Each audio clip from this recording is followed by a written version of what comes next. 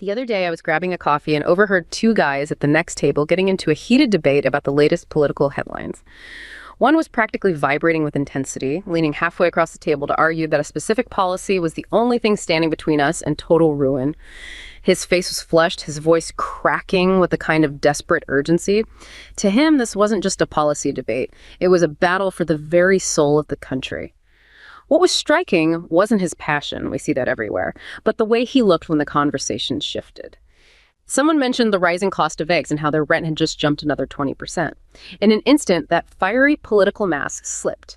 For a split second, I saw a flash of genuine, quiet exhaustion. The grand ideological arguments vanished, replaced by a look of sheer, heavy uncertainty.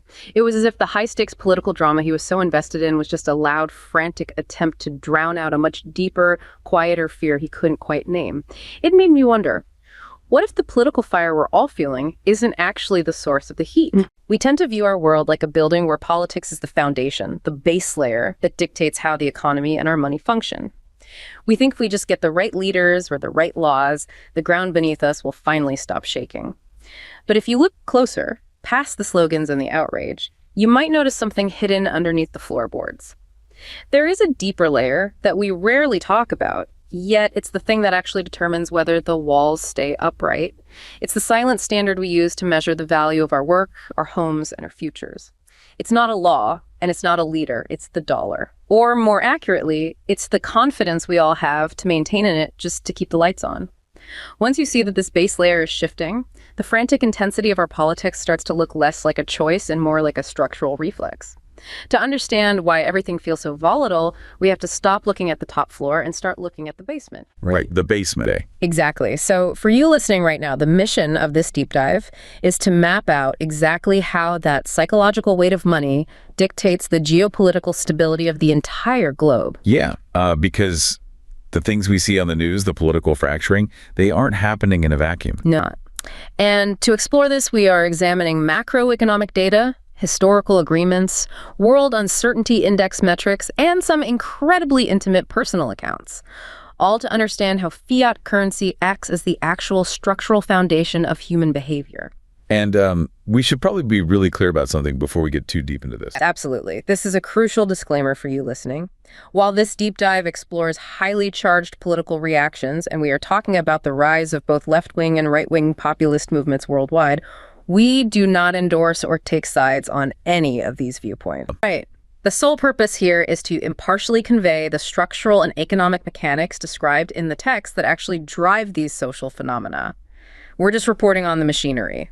And to understand that machinery, we have to isolate the exact historical moment the foundation of the modern world was poured. The concrete. Yeah, the concrete. Because the architecture of global finance that we live inside today, it was deliberately designed. It didn't just happen.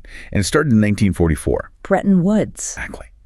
As World War II was ending, Allied nations met for the Bretton Woods Agreement. And that is the exact moment the United States dollar officially became the world's reserve currency. Because at that specific moment in history, the United States possessed roughly 3/4 of the entire world's gold supply. Which is just a staggering amount of physical wealth.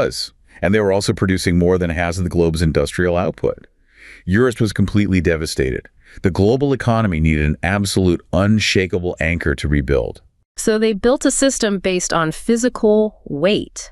The dollar was the anchor for the world, but the dollar itself was anchored to gold. Under Bretton Woods, global currencies were pegged to the dollar, and the dollar was explicitly tied to gold at a fixed rate of $35 an ounce. So it's tangible. Very tangible. You could literally exchange paper for a predetermined weight of metal. That creates a highly predictable environment. I mean, if a nation is trading goods, they know exactly what the underlying unit of account is worth. Yeah, you don't have to guess. But that predictability didn't last, did it? Because by the 1960s, the floorboards started to warp. They did.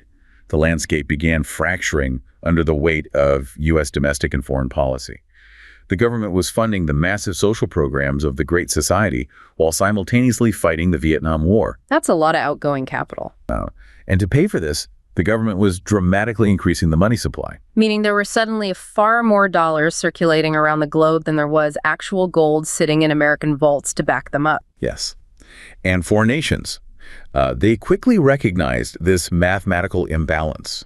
Countries like France began aggressively exchanging their surplus dollars for physical gold, Just draining the U.S. reserve. draining them completely. The fixed system of Bretton Woods was becoming completely untenable. Which brings us to 1971, the moment the foundation completely changes. What exactly happened during the Nixon Shock? So in August of 1971, President Richard Nixon unilaterally suspended the direct convertibility of the United States dollar into gold. He just cut the cord. Effectively closed the gold window. In a single weekend, the Bretton Woods system was completely dismantled. Wait, so the physical anchor was just cut entirely? What backed the global reserve currency after that exact moment? Nothing physical. Nothing. Nothing. From that point forward, the fundamental mechanic of modern money was completely rewritten. The dollar, and by extension the entire global monetary system, transitioned into a pure fiat currency. Fiat meaning it operates entirely on confidence. Exactly. It's a psychological agreement rather than a physical claim on a commodity. You nail it. Money became backed solely by the full faith and credit of the issuing government. It functions not as a tangible asset, but as a collective belief system. A belief system. Yes. If confidence in that system remains strong, the architecture is stable. But if confidence weakens, the entire global structure becomes incredibly fragile. That shift, moving from a physical anchor to pure psychological confidence, that is massive. It fundamentally changes how humans interact with their own energy. It changes everything. There is an account from a retired history teacher in Ohio that illustrates this transition perfectly. He mapped out exactly how the invisible evaporation of currency value turns into visible rage at the dinner table. How did he describe the progression in his community? Well, he noted that 30 years ago, his neighborhood shared what he called a common language of value. A common language. Yeah. People knew what a day's work was intrinsically worth. They knew what a standard retirement fund could realistically purchase. There was a shared reality based on a relatively stable currency. And that shared reality is the byproduct of a currency that effectively maintains its purchasing power. It allows citizens to plan for the future with a degree of certainty. But as the dollar moved further away from any tangible anchor, and as the decades of fiat expansion compounded, he noticed a dramatic shift. The fracturing. Exactly. By the mid-2020s, that shared reality in his community had completely fractured. What did that fracture look like on a personal level for those people? It looked like two very different realities happening on the exact same street. One neighbor, watching his life savings lose its purchasing power, became absolutely convinced that a secret cabal of globalists was intentionally devaluing his hard work. Right. And then another neighbor, experiencing the exact same financial pressure, blamed corporate greed and began calling for radical wealth redistribution. This is a textbook manifestation of the psychological consequences of a fiat system losing its perceived stability. What we are observing is the mechanical nature of a trauma response. You'd call it a trauma response to inflation. Absolutely. A dollar is not just a digital entry or a piece of paper. Fundamentally, it is a measure of human time and finite energy. Right. When an individual works for a day, they are trading their vital energy for a unit of currency. And they are operating under the unspoken social contract that this unit will hold its value into the future. So when inflation structurally erodes that purchasing power, it violates that unspoken social contract. It feels like a silent, invisible theft of their stored energy. Exactly. The disorientation in that Ohio neighborhood is profound. The neighbor blaming a globalist cabal and the neighbor blaming corporate greed, they are both reacting to the identical phenomenon. They're watching the floorboards rot. Yes. And because the human nervous system requires predictability to feel secure, this loss of the economic base layer forces the nervous system into a state of high alert. It demands an explanation. The nervous system demands immediate stability. When the economic foundation becomes volatile, people desperately search for narratives to explain the structural decay of their purchasing power. Because the actual mechanics of fiat currency, central bank balance sheets, monetary expansion, those are incredibly abstract to the average person. You can't just look out your window and see the money supply expanding. Because the mechanism is opaque, the frustration must be directed toward visible political targets. The intense political polarization we witness is simply the outward manifestation of this inward panic.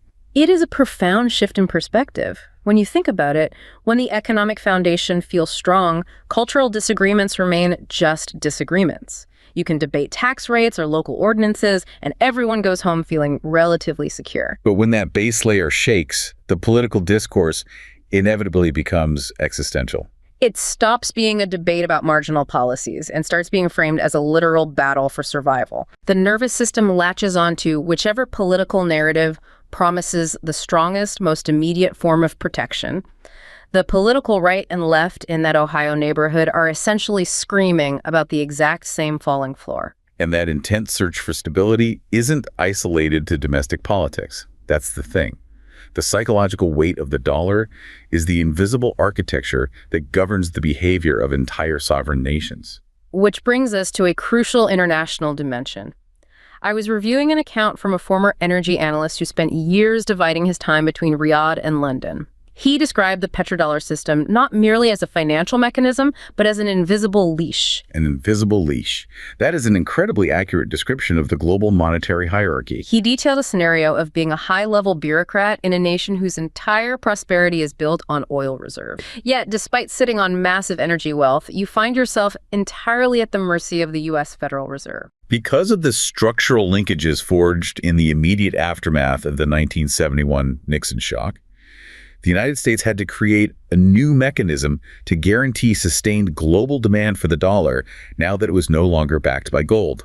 And they found that mechanism in energy. Yes. In 1973, the United States established the Petrodollar Agreement with Saudi Arabia. The terms were straightforward, but structurally profound. Saudi Arabia, and subsequently the rest of the OPEC nations, agreed to price their oil exports exclusively in U.S. dollars. And in exchange for pricing their primary resource exclusively in another nation's fiat currency, what did Saudi Arabia receive? They received military protection, security guarantees, and weapons from the United States. This single agreement created a new structural reality for the entire global economy. So it's like a company town. You can live wherever you want, but you still have to buy your groceries at the company store using company script. If every nation needs oil to run their factories and supply chains, every nation suddenly needs U.S. dollars. Exactly. Energy is the foundational input for all economic activity. Every nation on Earth was suddenly forced to acquire U.S. dollars just to keep their domestic economies functioning. They had no choice. They had to export goods to earn dollars or borrow dollars simply to pay for their energy needs. Which effectively forces central banks worldwide to maintain massive reserves of U.S. dollars. It transformed global energy markets into a captive audience for U.S. monetary policy. The system guaranteed that there would always be an insatiable, structural global demand for the American fiat currency. But the analyst in Riyadh pointed out how deeply vulnerable this makes foreign nations. He recounted a specific period of dollar volatility where his country's domestic stability, their literal ability to subsidize food and fuel for their own citizens, was suddenly threatened. Threatened by what, specifically? Threatened entirely by interest rate hikes decided thousands of miles away by the Federal Reserve in Washington. That is the core friction of the petrodollar system. When the Federal Reserve raises interest rates to combat domestic U.S. inflation, it instantly increases the cost of capital globally. Because everyone is borrowing in dollars. Right. So when the Fed raises rates, it makes it vastly more expensive for foreign nations to service their existing dollar-denominated debts. Furthermore, because oil is priced in dollars, a stronger dollar usually makes imported oil more expensive in the local currency terms of other nations. So a domestic policy decision made in Washington to cool off the U.S. housing market can instantly trigger inflationary crises, food shortages, and political instability in emerging markets halfway across the world. They are structurally bound to a monetary architecture that must prioritize the domestic needs of the United States over global stability. That's a huge blind spot. The Federal Reserve's mandate is U.S. employment and U.S. inflation. They do not have a mandate to protect the stability of foreign nations, even though those nations are forced to use their currency. This creates a deep, simmering geopolitical resentment. Nations are cornered into subservience. Every gas station globally is tied to this monetary architecture. The friction we constantly see in international relations is frequently the result of nations trying to cut a leash they never asked to wear. And that resentment creates a massive structural incentive for defensive behavior. If a nation realizes its domestic stability is tethered to a currency it cannot control, establishing an exit strategy becomes an issue of paramount national security. Which brings us directly to the modern efforts by foreign nations to break away from this system. We are seeing this strategy play out with the BRICS nations: Brazil, Russia, India, China, and South Africa. The push for de-dollarization by BRICS is fundamentally a reaction to the weaponization of this financial architecture. The dollar's absolute centrality is a double-edged sword, and the United States has increasingly leveraged it for financial coercion. How does that coercion actually work mechanically? I mean, how does the U.S. leverage the currency as a weapon? Because the vast majority of cross-border transactions are cleared in dollars, those transactions must ultimately pass through the U.S. correspondent banking system. Meaning U.S. regulators essentially have visibility and jurisdiction over global trade? Yes. They possess extraordinary extraterritorial reach. If a transaction involves dollar clearing, the U.S. can intervene. The most stark and consequential demonstration of this power occurred following the 2022 invasion of Ukraine. When the United States and its allies froze the Russian foreign reserves. They froze approximately $300 billion of sovereign wealth. Wait, $300 billion just wiped from the ledger. A sovereign nation's accumulated wealth instantly made inaccessible. Entirely inaccessible. Furthermore, major Russian banks were aggressively excluded from SWIFT. Let's define SWIFT precisely, because it often gets confused with a banking system itself. SWIFT isn't a bank, is it? No. SWIFT is the Society for Worldwide Interbank Financial Telecommunication. It is simply a secure messaging network that banks use to rapidly transmit instructions to one another. The plumbing. Exactly. Think of it as the foundational communication infrastructure of global finance. So being cut off from SWIFT means a nation's banks are effectively deaf and mute in the global financial system. They cannot securely send the messages required to move money across borders. Freezing the reserves and cutting access to SWIFT was a watershed moment in international finance.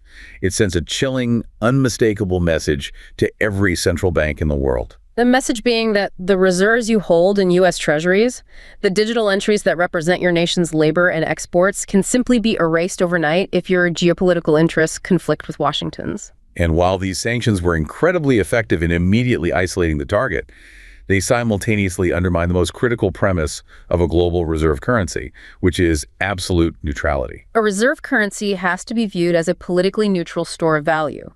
It has to be a safe haven regardless of geopolitical alignments. When a reserve currency is explicitly weaponized, defensive diversification is no longer just an economic theory. It becomes an absolute imperative for any sovereign nation. And this is the primary driver behind the de-dollarization push we are seeing from BRICS.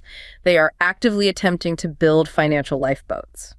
We are observing Russia and China dramatically increasing their bilateral trade in local currencies. They are aggressively bypassing the dollar infrastructure to trade directly in the yuan and the ruble.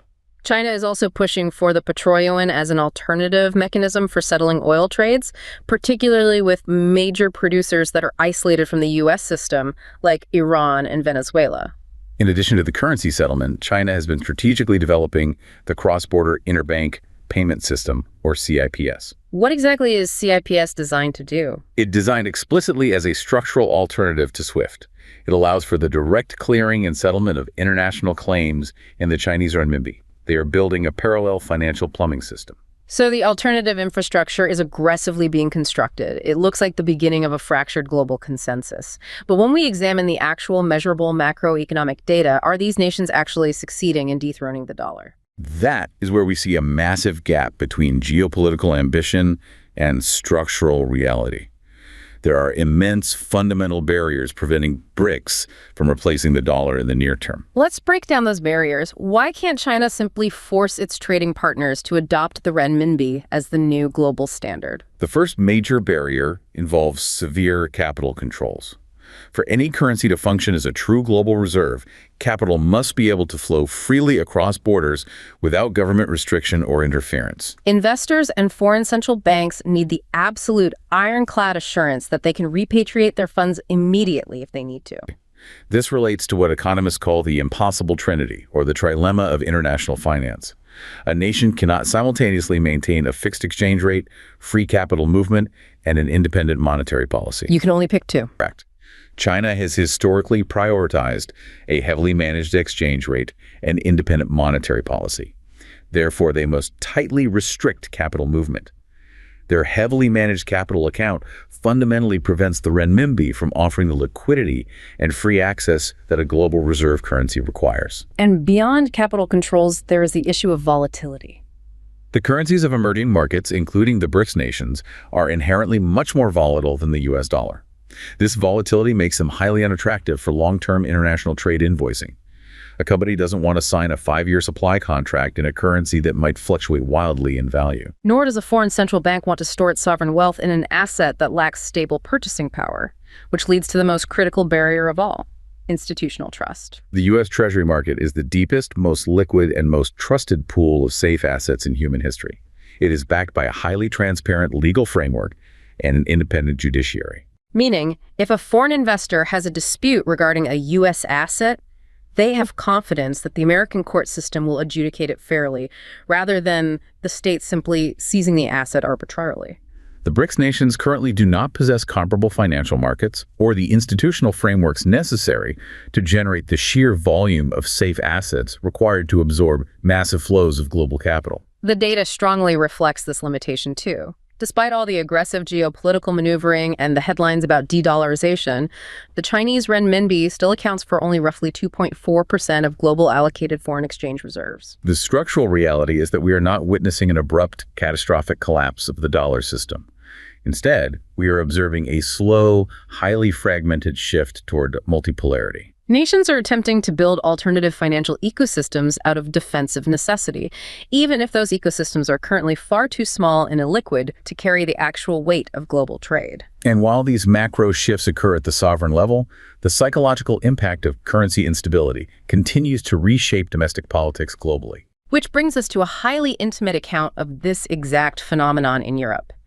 We have a detailed digital diary from a small business owner in Lyon, France. What does her account reveal about the intersection of currency and voting behavior?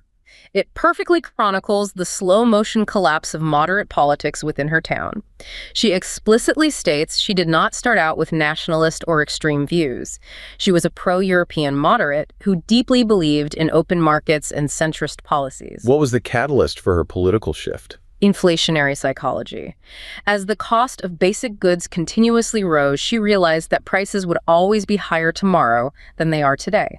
She described a distinct survivalist mindset taking over both her business and her community. A survivalist mindset driven by the unpredictability of the currency. Exactly. She documented how her customers fundamentally changed their behavior. They stopped looking for quality or craftsmanship and started desperately seeking protection. Every purchase was driven by the fear of losing purchasing power. This creates a highly vulnerable psychological state within an electorate. When she saw a populist candidate on television promising to reclaim the currency and close the borders to protect local purchasing power, she noted feeling a profound primal pull toward that message. Even though it contradicted her previous moderate ideology. She wrote that it wasn't about the specific political ideology, it was entirely about the primal fear of losing everything to the invisible thief of inflation. The candidate offered a stronghold. This diary perfectly illustrates why the political center cannot hold when the currency becomes volatile. The rhetoric of these populist movements might be highly exclusionary, but it is fueled by genuine structural economic desperation. You're saying there's actual measurable data that ties exactly how unpredictable the economy is to how many people vote for radical or populist candidates. Down to the decimal point. This psychological shift is a measurable systemic reaction, and it is tracked comprehensively by the World Uncertainty Index, or the WUI. Let's define the World Uncertainty Index clearly. How is this metric actually calculated? The WUI is constructed by systematically analyzing the frequency of the word uncertainty and its variance in the highly detailed country reports generated by the Economist Intelligence Unit. So it serves as a quantifiable barometer of economic and political instability across various nations over time. Exactly. When researchers analyze the WUI data alongside historical electoral outcomes, a staggering statistical reality emerges. A mere 1-point increase in the World Uncertainty Index leads to an average 2.8 percentage point increase in total populist voting. That is an incredible correlation, a direct numerical link between economic unpredictability and the erosion of moderate politics. It demonstrates that the collapse of the sensible center is a highly predictable structural response to economic stress. Because when voters are facing the tangible reality of job losses, the crushing burden of rising household debt, and the relentless erosion of their wages through inflation, the traditional political arguments for moderation simply fail. Incremental reform becomes completely unmoored from their lived experience. The electorate demands immediate, decisive action to halt the economic bleeding. They demand strongholds. And this dynamic clearly drives the rise of populism across the entire political spectrum, not just one side. Correct. On the political left, this demand for a stronghold manifests as intense anti-globalism and hostility toward the financial elite. It drives demands for radical wealth redistribution and the total rejection of austerity measures. A perfect example of that would be the rapid rise of the Syriza party in Greece during the peak of their sovereign debt crisis. The voters were economically traumatized and demanded an immediate reversal of the financial architecture imposed on them. Conversely, on the political right, this exact same economic insecurity manifests as nationalist and anti-immigrant sentiment. The focus shifts toward aggressively closing borders, rejecting international institutions, and prioritizing strict domestic protectionism. We observe this heavily in movements like the National Rally in France, mirroring the Diary from Lyon, or the Law and Justice Party, TS, in Poland. The underlying economic insecurity acts as a universal accelerant. It fuels whatever populist narrative best channels the specific cultural and historical anxieties of a given region. That psychological shift is the key to understanding modern volatility. When trust in the future is broken by an unpredictable currency, people will naturally gravitate toward anyone promising to tear the system down to protect them. They aren't going to vote for minor adjustments to the tax code if they fear their savings will be worthless in 5 years. And this profound instability ultimately traces back to the epicenter of the global financial system, the United States itself. The architecture that exports inflation and volatility globally also profoundly shapes the domestic reality of America. For decades, the dominant political doctrine in the United States viewed the dollar's hegemony as an absolute strategic advantage. They embraced the ability to run massive deficits. But that doctrine is rapidly shifting, isn't it? The traditional view relies on the concept of the exorbitant privilege. What exactly is the exorbitant privilege? It was a term originally coined by French officials in the 1960s who were deeply frustrated by American financial dominance. It describes the unique advantage the U.S. holds because the entire world needs dollar-denominated assets to hold as secure reserves. Which creates an insatiable, structural global demand for United States Treasury debt. Because the world must buy U.S. debt, the United States can run massive fiscal and current account deficits. It can borrow money at significantly lower interest rates than any other sovereign nation. A current account deficit essentially meaning the U.S. consistently imports more goods, services, and capital than it exports. Yes. This structural demand effectively allows the United States to finance its vast military apparatus, its domestic social safety nets, and its global hegemony entirely with foreign capital. It has historically been viewed as the ultimate geopolitical trump card. But how does that privilege actually hurt the United States domestically? Why is a growing faction of U.S. politicians treating this hegemony as a severe burden? Because of a phenomenon often described as the Dutch disease effect. Dutch disease. What does that actually mean for an auto worker in Michigan today? The term originated in the 1950s when the Netherlands discovered massive natural gas reserves. As they exported the gas, foreign capital flooded into the country, drastically driving up the value of their local currency. And a stronger currency makes all other domestic exports vastly more expensive for the rest of the world to buy. Exactly. The strong currency decimated the Dutch manufacturing sector because their goods were suddenly uncompetitive globally. The exact same mechanic applies to the U.S. dollar today. Because the entire world is constantly buying U.S. dollars to hold its reserves or buy oil, the value of the dollar remains structurally overvalued relative to other currencies. This chronically overvalued dollar makes American manufactured goods exponentially more expensive on the global market. Over decades, this dynamic has effectively hollowed out the domestic U.S. manufacturing base, devastating industrial communities and the working class. So the U.S. is simultaneously leveraging the dollar's immense power globally, while domestic politicians are realizing that this exact same power is structurally crushing their own industrial base at home. It is a massive internal contradiction. To counter this domestic damage, a new strategic framework is increasingly being proposed in political circles. This concept is frequently referred to as the Mar-a-Lago Accord. Just to be absolutely clear, the Mar-a-Lago Accord isn't an established historical event, right? It is a proposed, theoretical political framework. Correct. It is a theoretical concept currently being debated.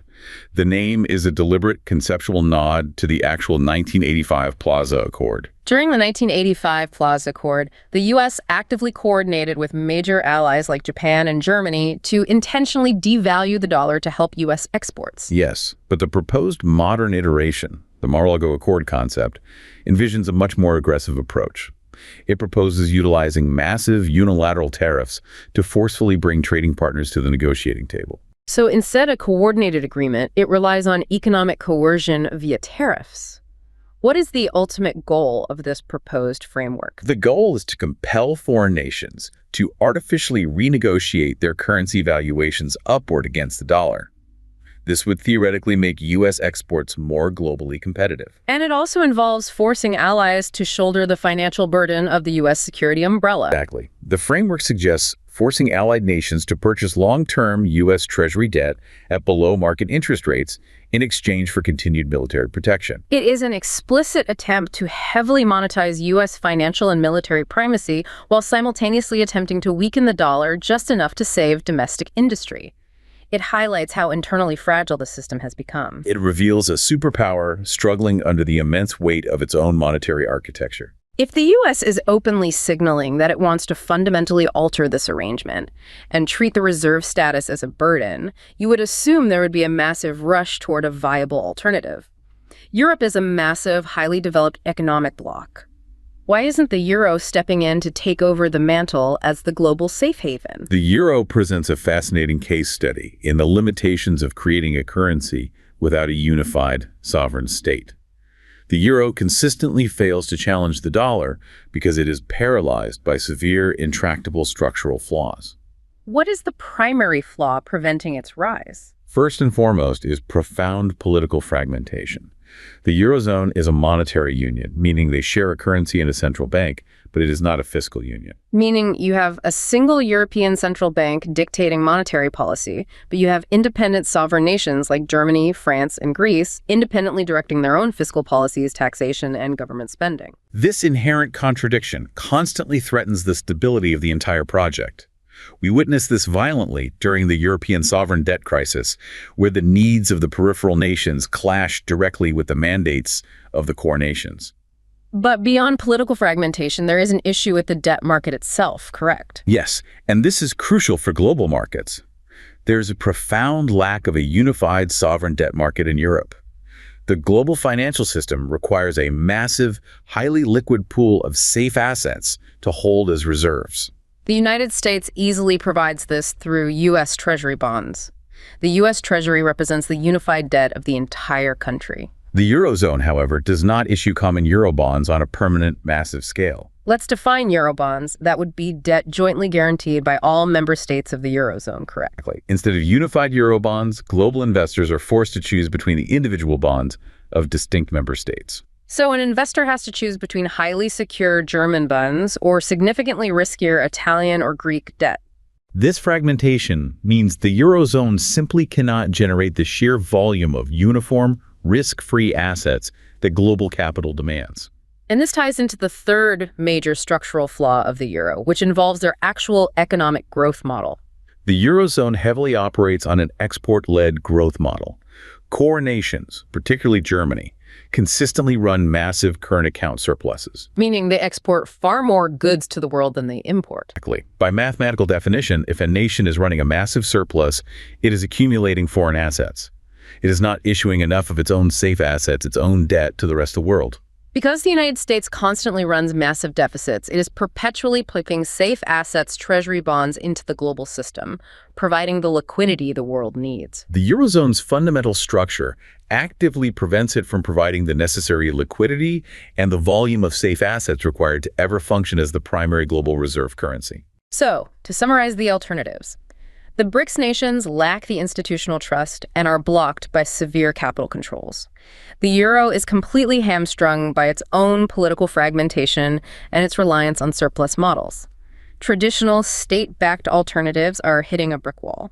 Which brings us to a massive, unexpected twist in the narrative of global finance.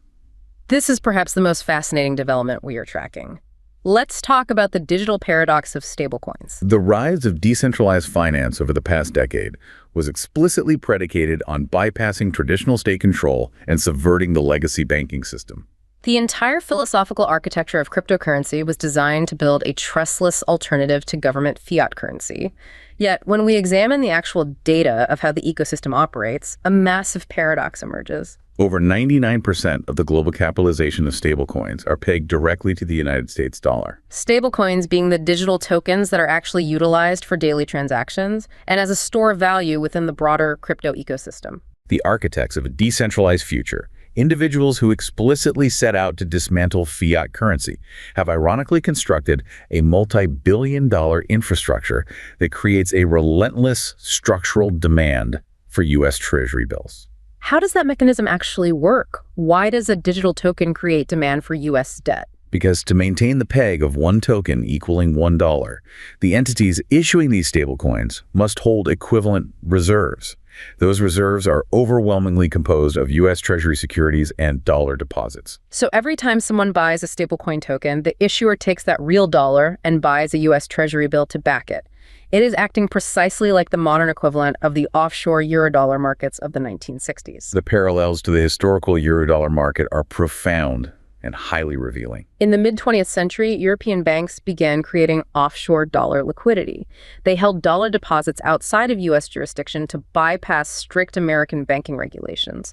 This massively expanded the global utility and reach of the dollar. Modern stablecoin issuers are performing the exact same function. They are creating highly liquid offshore digital dollar liquidity that operates entirely outside the traditional correspondent banking system and SWIFT. Yet structurally, the bedrock foundation remains exactly the same.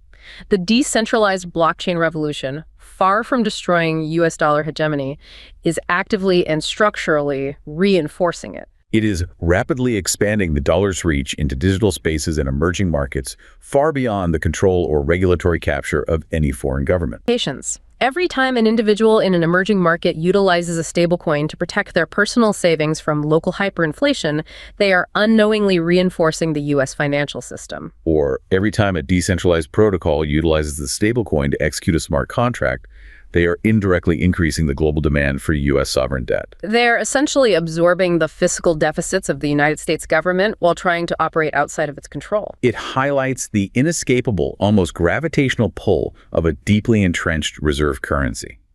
The network effects are so powerful, the existing liquidity is so incredibly deep, and the human demand for a universally accepted, relatively stable unit of account is so primal. It demonstrates that even technological revolutions explicitly designed to subvert the established system ultimately end up being co-opted into sustaining it. Dethroning the dollar requires infinitely more than just aggressive political rhetoric or the deployment of novel cryptographic rails. It requires the actual creation of an alternative asset class that can absorb trillions of dollars of global capital with absolute security and institutional trust. And until such an alternative truly exists, the world will continue to default to the dollar, even if it has to invent entirely new digital architecture to do so. The fundamental mechanics of confidence ensure that the base layer remains intact, regardless of the technological interface built on top of it. We have meticulously traced how the invisible psychological weight of fiat currency ripples upward, fundamentally dictating human behavior and global stability at every conceivable level.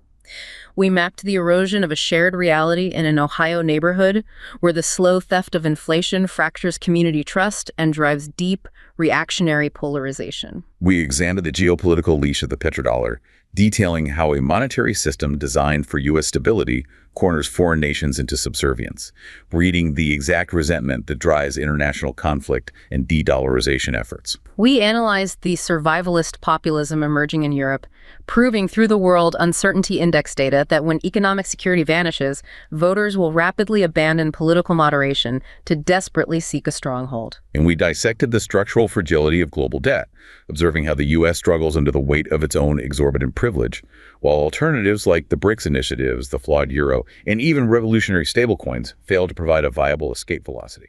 Politics isn't the base layer. It is simply the visible, often frantic expression of structural stress within a confidence-based monetary foundation.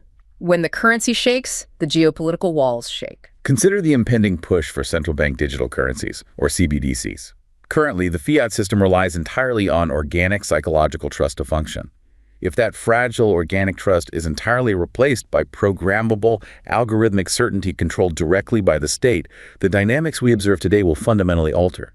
We would transition from a world where intense political outrage attempts to mask underlying financial fear to a stark reality where financial control is so absolute that public confidence, or the complete lack of it, simply no longer matters at all.